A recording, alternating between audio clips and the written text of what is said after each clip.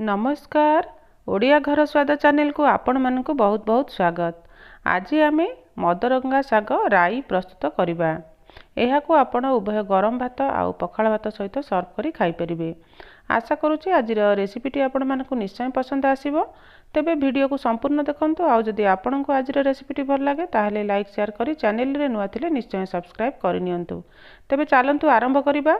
मु एठी अल्प मदरंगा शाग नैची। शाग को परिष्कार करी बाछिबा परे परिष्कार करी धोई नैची।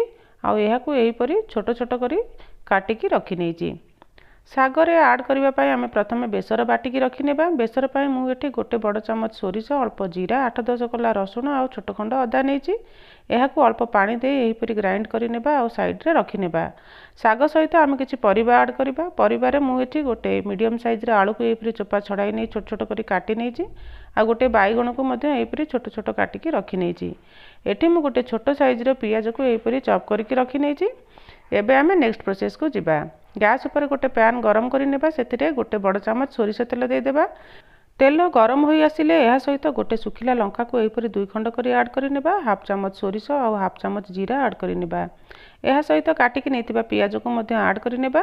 पियाज को आमे गोटे 2 मिनिट भाजी नेबा। गैस रो फ्लेम को हाई मीडियम रे रखिबा।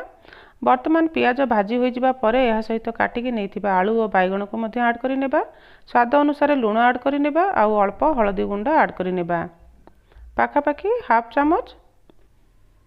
एबे एसबू को भल भाव रे गोलाई नेबा आउ लीड कवर करी नै मीडियम हीट रे 2-3 मिनिट आलू और बाइगण को सिझिबा पई छाडी देबा। पाखापाखी 2-3 मिनिट पर मु यार लीड को खोली नेउची। आपण माने देखि पारुथिबे आलू और बाइगण सिझी आसिलानी। एबे एहा सहित आमे बाटिकी नैथिबा बेसर को ऐड करी नेबा आउ स्वाद अनुसार लंका गुंड ऐड करी नेबा। एबे एसबू को भल भाव रे गोलाई नेबा आउ लीड कवर करी नै मीडियम हीट रे आउ 2-3 मिनिट कुक हेबा पई छाडी देबा। वर्तमान 2-3 मिनिट पर मु यार लीड को खोली नेउची। एबे आमे एहा सहित काटिकी रखिथिबा मदरंगा शाग को ऐड करी नेबा ओ एहाकु भल भाव रे गोलाई नेबा। गैस रो फ्लेम को मु एठी मीडियम रे रखिची। शाग को भल भाव रे गोलाई नेबा परे आमे एहाकु लीड कवर करी नै आउ 3-4 मिनिट कुक करबा। पाखापाखी 3-4 मिनिट पर मु यार लीड को खोली नेउची। आपण माने देखि पारुथिबे शाग पाखापाखी सिझी आसिलानी। एहाकु भल भाव रे ऊपर तळ करी एहीपरि गोलाई नेबा। पुनर्बार लीड कवर करी नै आउ गोटे 2 मिनिट कुक करबा।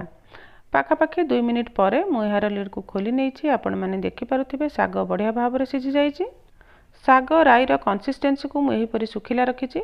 आपण चाहिले एथिरे अल्प पानी देई टिके ग्रेवी मध्ये रखि परिबे। एबे एहा प्रस्तुत हो जाइछि। गैस रो फ्लेम को ऑफ करी नेबा ओ एहाकु एक सर्विंग प्लेट को बाहर करी नेबा। सो फ्रेंड्स प्रस्तुत हो जाइछि हमर आजिर रेसिपी। एही रेसिपी को एही प्रोसेस रे घरे थरे निश्चय ट्राई करंतु आउ आपनकर अनुभूति कमेंट सेक्शन रे निश्चय शेयर करंतु। पुणी थरे देखा हबो आउ एक नुवा रेसिपी सहित। से पर्यंत bye bye. Thanks for watching. जय जगन्नाथ।